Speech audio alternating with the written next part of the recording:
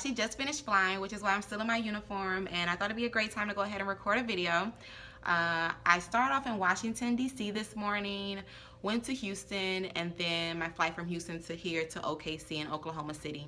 And I'm just here for the day. It's early in the afternoon. It's only about 11 o'clock. I woke up my show time, and by show time, what that means is that's your time that you have to be at the airport in flight attendant lingo.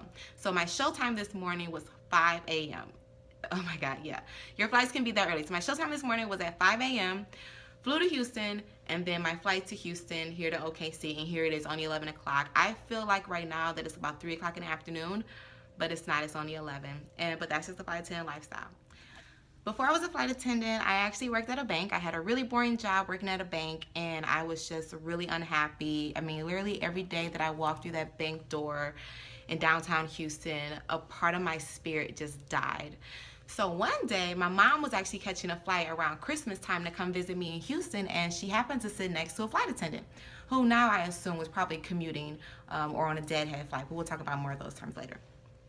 So my mom sat next to a flight attendant, and this flight attendant talked to her the entire flight about how much she loves her job, how she gets to travel the world. She's so happy. She's been doing it for so many years.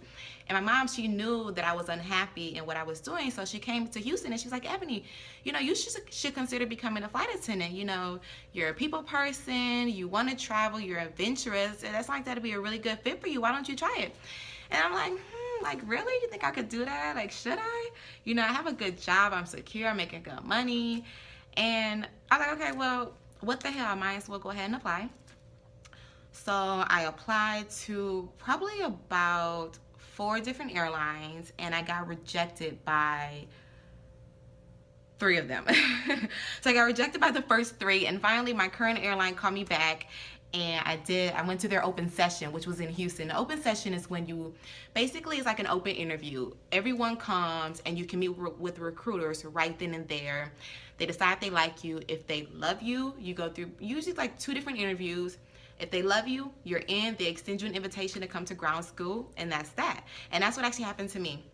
So I left work at the bank early, went to meet with them at an airport, at a hotel near the airport, and got it on the spot. And I'm just like, and it really all happened so fast. Like, let's just say, I think I applied for the position in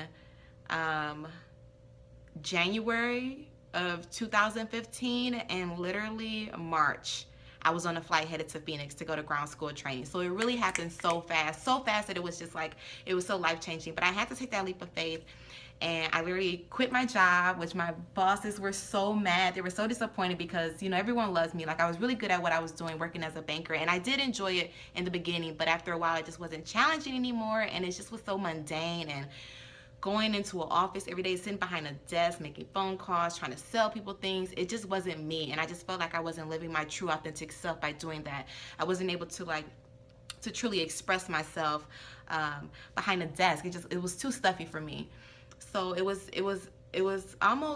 pretty much like faith and my mom sitting next to that flight attendant. So I had to quit my job, because when they extend you the offer to go to ground school training, they're only extending you an offer to come to training. You don't have the job yet, and they're going to remind you that a trillion times in training, I promise you. They're going to say, don't get too comfortable. You don't have a job. You know you don't have a job. You have to pass training. You don't have a job. I mean, we heard that the entire time in training. But, you know, I knew that as long as they let my foot in the door, that I was going to give my all, and I wasn't going to go back to Houston without being a flight attendant. And that's what happened. So I went to work, I put in my 2 weeks notice, I quit my job, and I went to Phoenix to ground school. And here I am, lo and behold, I'm a flight attendant now. And I must say that it is literally the best decision I have ever made in my life, because I am so much happier, and I live this life of just ultimate freedom. I literally think it's something that every woman should do at least once in her life, because it is going to teach you independence. It's going to teach you how to get along with people. You're going to experience so much that the world has to offer.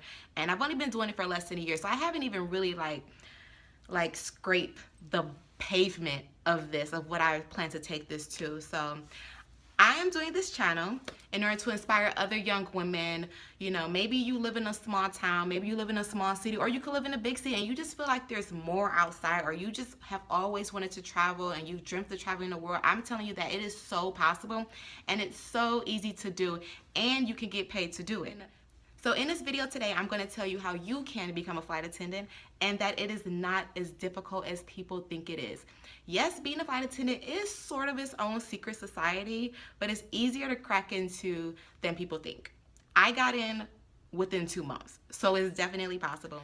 So here's the steps. The number one way to become a flight attendant is to apply. You have to apply for the jobs. It's that easy. Just put in your applications. Go to the websites, whether it's United, American, Delta, whatever. Go and put in your application, put in your resume, and they're going to get back to you. It's that easy. You don't have to, I think people think that you have to have some type of special training, some type of special education, some type of, you have to go to like flight school, and you don't. You really don't. So all you need is a high school diploma, a clean criminal background, and at least customer service experience. Bam. That's it. It's that easy. You don't have to be a rocket scientist. And when you go to ground school training, they're going to teach you everything you need to know. So there's different flight schools out here, and they'll teach you how to become a flight attendant so that you're better prepared when you apply to airlines. That's BS. Don't do it. Don't waste your money. Once you go to ground school training, they are going to teach you typically it's about a 6 to 8 weeks course or 4 to 8 weeks course. They're going to teach you everything you know about being a flight attendant, from safety to customer service to CPR to first aid, how to survive if you happen to have an emergency evacuation or landing in water. I mean, they teach you everything. It's very intense, but it's good. It's a lot of information, but it's not difficult at all. But it's going to be a lot of information, but they are going to teach you exactly how to become a flight attendant. You're going to be in school. You're going to go to training Monday through Saturday for 6 to 8 weeks. So it's definitely like being back in high school or even college. If you've gone to college, it's just like that. But it's a really good experience. You make a lot of friends. You make relationships that you're going to keep forever. And it's just a lot of fun. It's a really dope experience, and I enjoyed it. So number one, apply. All you have to do is just to apply to the positions. Put your application in, and they will get back to you if they like you, if you qualify. But like I said, all you need is at least a high school education, clean criminal background, and customer service experience. Okay, so next, you put in your application, and now you get an email from the airline, and they say, hey, we like you. We want to see more of you. So they're going to want you to answer typically around 5 questions in a video interview. It's not going to be live. It's going to be recorded. I would recommend make sure you're in a quiet, well-lit area. Something maybe with natural light like this, or around maybe a fluorescent light, but make sure it's well-lit so they can see your face. Also be sure it's quiet. You don't want a lot of ruckus going on in the background because it's distracting. Number 2, be sure you look professional. Try to have that flight attendant look. Wear, just a blouse or a button-up, plain colors, blue, blacks, white. Don't wear any outrageous colors. Maybe like a dark purple, something like that. But stay away from the really bright tones. Keep in mind, the flight industry is very basic. They don't like to be too showy. It's very just structured and basic uniforms. So make sure you look professional. Also make sure your nails are short, they're clean, or they're just a nice, classy, simple color. You want to do red, pinks, or a French manicure, but don't do any of the bright nails. Don't do the stiletto nails. They don't like long nails. So ladies, you got your stiletto nails, you might want to take them off or clip them down. Simple makeup, do the classic flight attendant red lips or pink lips. Make sure your hair is up. My hair is down. This is actually considered out of compliance now, but I'm doing it for YouTube, so whatever. But make sure your hair is, pinned back in a bun or up on top of your head in a bun, but you definitely want it to be off of your neck because that is what is required when you're a flight attendant. Or if you have short hair, you can wear it down, but just make sure it's nice and neat. And gentlemen, make sure you're clean cut. You don't want to have a beard. Mustaches are okay, but beard, especially big beards or any type of beard for that matter, you want to get rid of for your interview. Different color hairs are not accepted. They only like a natural color hair. So stick with your your blacks, your brunettes, your natural blondes, natural reds. But if you have anything that's unnatural or extreme highlights, if your roots are showing from your coloring, make sure you get that done because they don't like roots showing when your hair is colored. Gentlemen, when you do your interview, have on a button up, even have on a suit. I would recommend putting on a full suit. I mean, go all in for this. You only got one shot. You better make it your all. So make sure you look really clean and presentable. What else? Show your personality. Show that you're enthusiastic about this. Show this is something that you truly, definitely want, and that you're personable and you're a people person and you have a lot of personality, because they love to see that. They want to see a nice, bright personality. They want to see a nice, bright smile, but they also want to know that you're responsible, because being a flight attendant is all about safety. So although it is a fun career, it's a fun job. We have a lot of fun with our crews, even on the flights or in between flights or hanging out, during our layovers. But really, the job is a serious job, and you want to be sure that you exude that confidence, you exude that you are responsible, and that they can trust you. When you're on that aircraft and you're in the back, it's just you and your other flight attendants. You don't have anyone that you can go to. So if something goes down, like, you got to show up. So they want people that they can depend on. So don't show personality, but don't be immature. Don't be a jokester, don't do too much, but just, do enough to just show that you're not a robot. And just, just be confident, and it's okay. It's okay to be nervous. Nervous tension is good. It'll help you boost, but just, go in there, even though you're nervous, just think positive and know that you got this, and they are going to call you back. Trust me. Now this is where you really want to show up and you want to show out.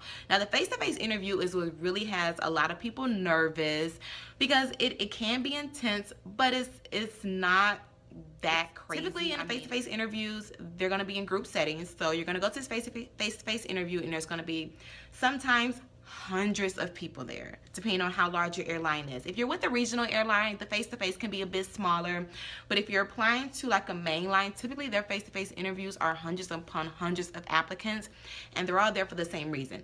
So I say that to say that when you go to that face interview, this is your opportunity to shine bright. Like, you have to show up, and you literally have to show out. You have to stand out from the crowd, and you have to show them why they should hire you over the other 500 boys and girls that want to become flight attendants, okay? So when you go, be sociable, be personable, just like in your video interview. Make sure you smile the entire time. Like, you should really smile so much that your cheeks begin to hurt. I mean, smile so much that you probably should put Vaseline on your teeth, like the pageants do. The pageant girls, they put Vaseline on their teeth so it doesn't stick. You probably want to do that because you're going to be smiling that much. So in the face-to-face, typically what happens is you start off in a group setting. So they have a bunch of you in different groups, and there's one or two recruiters, and they ask you a question, and they go, around the circle or whatever, and you each have to give your answer, and they're judging you based on your responses. Once again, the questions are going to be difficult. They're not going to be tricky, but they are listening for key information. They want to get a clue into what your personality is like. Are you responsible? Are you dependable? Is your main goal going to be safety? They're listening for these things. So make sure you keep that in mind when you're giving your responses. And speak up. If they ask a general question and, they're not necessarily asking it to any particular person, be the first person to raise your hand. They love that. Oh my God, they eat that up. Like, be the first person to give your answer, and do that every single time. And then you're going to stick out to them, and they're going to remember, like, oh yeah, that's Ebony. Like, yeah, good answer, Ebony. We like her. Yeah, that Ebony girl, like they like that type of stuff, but you want to stand out. Don't shy away. This is not the time to be shy. This is not time to go into your shell. I understand some of us are introverts. I myself, believe it or not, I'm kind of an introvert when it comes to being in group settings. I get really nervous. I don't like to be a center of attention, so I get really nervous in group settings. But you have to come out of your, if you're like that, you have to come out of your shell. You have to just put it to the wind and just do it, because I mean, this is really do or die. And there's 100 other people that will want to be in your position, so you really have to come through. So when you're in your face-to-face, you're in your group interview, if they're asking a general question, be the first to answer. If they ask you a question, speak up, speak loudly, make sure you're smiling, be enthusiastic, and have a good answer. What I recommend prior to going to your face-to-face is do your research. There's a really good resource on this website called Glassdoor.com. You may have heard of it, you may have not. I'm going to provide the link below. Glassdoor.com is a really good resource where you can research prior to your face-to-face interview, because they're gonna, what it is, it's like a forum in a sense, and they're gonna give you a lot of information about the airline that you're applying to, and there's gonna be either current employees, former employees or current applicants that are just going to tell you about their experiences. They're going to tell you what questions they asked. They're going to tell you how the face-to-face went. I mean, it's going to give you an inside look into what the face-to-face is truly like prior to you going. So that way, when you go, you already know what to expect. I mean, you can even practice some of the questions while you're at home and then have those answers prepared when you get there. So that way, when you get there and they ask you these questions like, well, you know, tell me about a time when you had to, you know, like you had to resolve a issue with the customer, or you know, your manager wasn't available, and you like, oh yeah, I remember reading on a glass door. So you already have that answer ready in the back of your mind. Like, that's the place that you should be when you walk into that face-to-face. Like, you should already have a list of answers in your mind. This is what they could ask. This is what they could ask me. So let me make sure I have this prepared. Like, this isn't something that you want to go into and, you know, it's kind of like, I'm going to a job interview at the Gap. No, it's not. You want to be really prepared. So Glassdoor is a really good resource. You know, it's a lot of people that are interacting with each other. Like I said, it's a forum. So it's a lot of different people talking. They're going to, you know, talk about their experiences from the time that they got the call back to the time that they were hired. So it really gives you a really good inside look. So there's other really cool resources, website that I love when I was applying to be a flight attendant, that will tell you every airline that's hiring, and it's called flightattendantcareer.com. flightattendantcareer.com, and I loved it. It was really helpful when I was applying to become a flight attendant because it stays up to date every single day. It'll tell you every airline that is hiring, and you could just go down the list. And if it says hiring, go apply. If it says hiring, go apply. Another thing I would recommend: put in as many applications as you can. You know, don't just, you know, I know a lot of us, we have like this dream airline we want to work for, and that's fine. Make sure you apply to the airline, but I recommend don't limit yourself. If becoming a flight attendant is what you truly want to do, you know, make yourself, open the doors to other airlines. You know, you just may like the other airline more than you thought, you know, you will have loved the dream airline. So I would recommend putting in a bunch of applications and then just, you know, get your choosing. You know, you may get declined, you may get turned down by, you know, 1 or 2 airlines or even your dream airline, but that's okay. You can always apply later on, you know, but just at least get in the door and, you know, increase your chances by applying to a lot. Like, after the group interview, they're going to start doing some cuts, typically, right? So they're going to start doing some cuts.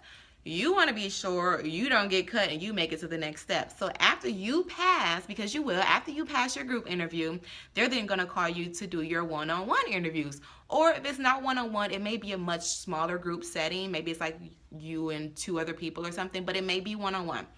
Now, with your one-on-one, they now want to really kind of get to know your personality a little more. And this should typically be a little less tense. I find that I'm more nervous in group settings than I am in face-to-face one-on-one settings. But then you can be the opposite. But whatever the situation is, you know, don't worry, you'll be fine. So in the one-on-one interview, it's going to ask you more questions. These questions may be a little more in depth. They may be a little more detailed. You're probably going to be interviewed by 1 or 2 people, but that's the way it goes. And then once you do your one-on-one interview, by the end of the day, you're going to know if you got the job or not. Because typically at the face-to-face interview, they're going to tell you right then and there whether you got the job, or not whether you got the job, but whether you're accepted to ground school training. And we just going to hope that you are going to be one of the people that are going to be selected. And then they're going to extend you the offer. They're going to say, hey, we like you. We want you to come to ground school training starting on day. These are the conditions, and this is where the location is going to be, and welcome aboard. And that's it. And it's going to be an all-day process. So plan to be at your face-to-face all day. Another thing, if you live in a different state outside of where the face-to-face interview is going to be, don't worry, they will fly you out. Most airlines, there's a few, like some of the regional airlines, the smaller ones, they may tell you have to pay for your own way there. But like some of the larger airlines, they're going to fly you out to the face-to-face interview, so you don't have to worry about, you know, your own transportation in order to get there. For ground school training, if you're wondering, yes, they're going to fly you out to ground school training, and yes, they're going to put you in a hotel while you're in training the entire time. As a side note, most airlines don't pay for ground school training. There's very few, like I know Delta pays you during ground school training, and Southwest Airlines do. But most airlines don't pay you during training. You have to just kind of have your own little money aside. They're gonna give you maybe a little stipend, like my airline, and I know there's a few airlines that'll give you a stipend. So let's say at the end of the week, you know, if you're still there, then they will give you like $100 cash card or something like that. That way you can just, you know, just buy food and little necessities while just to get you through training. So that really does help. So go to flightattendantcareers.com. Make sure you look at a list, and I'll put the link down below. Make sure you look at the list of all the airlines that are hiring, and go ahead right away, put them in. A lot of the airlines, they only have their hiring open for so long. I mean, literally, especially if it's a popular airline, I mean, it can only be open for 24 hours, and then they get thousands of applications and they close it down. So you want to stay on top of that website and be sure you stay up to date for when they're open for their accepting applications. And I think that's it. So thank you so much for watching. I'm going to post all of the links that I was telling you guys about, like the Glassdoor and flightattendantcareer.com below. If I come up with some more resources, I will definitely link those as well. If you have any questions, feel free to please hit me up. Just comment below your questions, send me a message. Hit me up on Instagram. That's where I am. Most of my time is on Instagram at Ebony Christina. That's Ebony, EBONYXTINA, Ebony Christina. Check out my segment, Ask a Flight Attendant. If you do have any questions that come to mind, hit me up on Instagram, hashtag Ask a Flight Attendant. I will answer those questions for you, either personally in your DM, or I will actually post the answer to my Instagram if I know that it's a question that people could use, or if it's a really popular question I've been getting a lot. But if you do search the hashtag Ask a Flight Attendant, you will see a lot of the tips that I've given throughout the weeks, throughout the months, that can help you as you prepare to apply to be a flight attendant, or as you continue on your journey while you're applying. Also coming up, I'm really excited. I'm starting a travel vlog. Well, I already have some vlogs going, but I'm going to be posting them soon after this video. But it's just going to be me showing you what I do when I travel on my overnights, or when I'm just traveling for leisure throughout the world. So they're going to be really sweet. They're going to be popping, I promise. I have a lot of fun when I go out of town. You're going to be able to see some of my friends that I hang out with. I like to try different restaurants when I go out, visit different attractions, meet locals. I really like to do things that locals do when I go out of town. I don't like to necessarily do too much touristy things, unless it's like, you know, something popular and it's the first time I'm visiting that city. But typically I like to hang out with the locals. I like to drink and talk and just chat with the locals and visit the places they go, because then that gives you a true authentic feel of the city. So that's one of my tips when you do your own traveling. Just, you know, try and involve yourself in more of the local culture, because it'll give you a better insight about that location. But yeah, stay tuned for those videos, because those are going to be really nice. I'll be posting that soon. Make sure you subscribe, like this video, and also share with your friends and family members. If you know anyone that is an aspiring flight attendant, maybe they need just that little nudge, or, you know, they want to do but they don't know quite how to get started, share this video with them. If it helps you, it may help them as well. I hope, you know, they'll probably be thankful for it, and I personally already just thank you for it if you do that. But once again, make sure you subscribe, hit me up on Instagram, and thanks for watching. Mwah.